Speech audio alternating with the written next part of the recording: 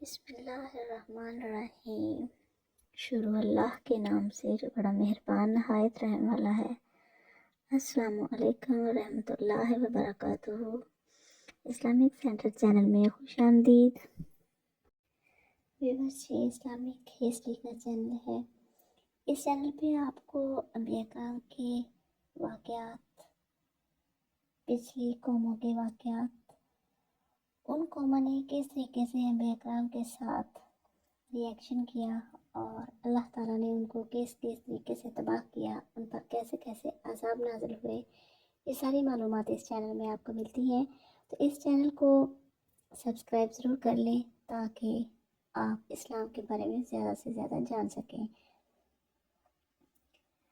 تو بس جلدی سے سبسکرائب بٹن کو پریس کر لیں اور پھر چلتے ہیں نیکسٹ ویڈیو کی طرف۔ تو آج کی ویڈیو ہے بیت اللحم اور گنبد کی تعمیر کا تذکرہ۔ قسطنطین بادشاہ نے عیسیٰ علیہ السلام کی جائے پیدائش پر بیت اللحم تعمیر کرایا اور اس کی ماں ہیلانا نے سولی دیے ہوئے آدمی کی قبر پر بھی ایک گنبد بنوایا۔ وہ یہودیوں کی یہ بات تسلیم کرتے تھے کہ انہوں نے مسیح علیہ السلام کو ہی پھانسی دی تھی۔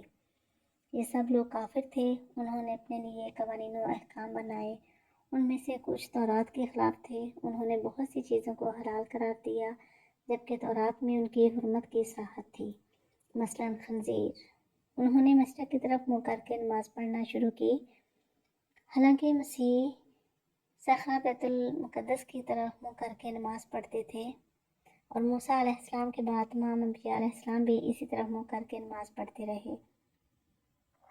حتیٰ کہ ختم النبیین محمد صلی اللہ علیہ وسلم نے بھی مدینہ کی طرف ہجرت کے بعد 16 یا 17 ماہ تک نماز میں اسی طرف منہ کیا۔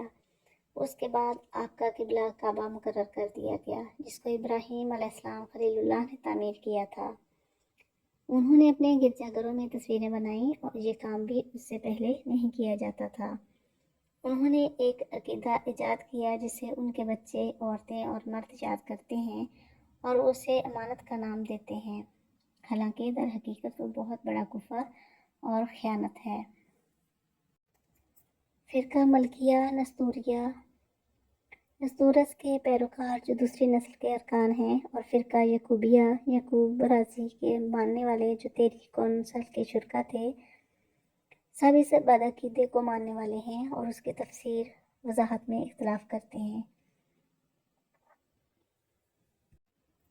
میں ان کی اس عقیدے کو بیان کر رہا ہوں، اور کفر کی حکایت کرنے والا کافر نہیں ہوتا۔ مقصد ان کے اس کفریہ اور لچر عقیدے کی وضاحت کرنا ہے جو ایسا فاسد عقیدہ ہے کہ آدمی بھٹکتی ہوئی آگ کی طرف لے جانے والا ہے۔ وہ اپنا عقیدہ اس طرح بیان کرتے ہیں کہ ہم ایک معبود پر ایمان لاتے ہیں جو سب کی حفاظت کرنے والا، آسمانوں اور زمین کو پیدا کرنے والا، دیکھی اور اندیکھی تمام چیزوں کا خالق، ایک ہی پروردگار، یسوع مسیح جو اللہ کا اکلوتا بیٹا، مدتوں پہلے باپ سے پیدا شدہ، نور سے نور، معبود برحق جنم دیا گیا، غیر مخلوق جو ہر میں باپ کے برابر، اور اسی جوہر سے ہر چیز بنی۔ وہ ہم انسانوں کے لیے اور ہمیں جہنم سے بچانے کے لیے آسمان سے اترا۔ وہ روح القدس اور مریم سے مجسم ہوا، انسانی شکل میں ظاہر ہوا، ملاطس نبوتی کے زمانے میں سولی دیا گیا، اس نے بڑی تکلیف اٹھائی، قبر میں دفن کیا گیا، تیسرے دن اٹھ کھڑا ہوا اور آسمان کی طرف بلند ہوا، باپ کی دائیں جانب بیٹھ گیا۔ وہ پھر اپنے جسم سمیت آئے گا، زندوں اور مردوں کے معاملات کی تدبیر کرے گا، اس کی بادشاہت ختم نہیں ہوگی۔ وہ روح القدس زندہ کرنے والا رب ہے، وہ باپ سے الگ ہوا، اس کے لیے سجدہ کیا جاتا ہے، اسے انبیاء علیہ السلام میں واضح بزرگی حاصل ہے۔ کنسیا یعنی گرجا ایک ہی ہے جو مقدس اور سب کو جمع کرنے والا ہے۔ میں گناہوں کی معافی کے لیے ایک ہی عبودیت کا اعتراف کرتا ہوں، وہی زندہ ہے، وہ مردوں کی قیامت اور زمانے کی زندگی ہے، اسی کا ہونا یقینی ہے۔ فرمایا کہ قرب قیامت کے دجال و ملعون خروج کر کے ساری خلائق کو گمراہ کر دے گا، اور حضرت امام مہدی آخر الزمان مومنوں کے ساتھ بیت المقدس میں رہیں گے، اور حضرت عیسیٰ علیہ السلام آسمان سے نازل ہو کر امام مہدی کے ساتھ مل کر سب کافروں کو مشرق سے مغرب تک اور دجال کو مار ڈالیں گے، اور تمام لوگوں کو دین محمدی کی تلقین کریں گے اور حضرت عیسیٰ علیہ السلام بھی دین محمدی میں ہی رہیں گے، کوئی نئی شریعت نہ لاویں گے۔ اور جو شخص دین محمدی قبول نہ کرے گا اس کو مار ڈالیں گے، مشرق سے مغرب تک تمام عالم کو مسلمان کریں گے، اور دین محمدی میں سب کے سب داخل ہوں گے، ایک متنفذ کافر جہاں بھی باقی نہ رہے گا۔ اور اس روز پوری عدالت ہوگی اور عدل و انصاف صحیح معنی میں ہوگا، کسی پر کسی قسم کی کوئی زیادتی نہ ہوگی، یعنی شیر و بکری ایک گھاٹ پر پانی پیئیں گے اور جو لوگ ظلم پر آمادہ ہوں گے ان کو دور کر دیا جائے گا۔ اسی طرح سے 40 برس حضرت عیسیٰ علیہ السلام کی بادشاہت اور تبلیغ محمدی جاری رہے گی۔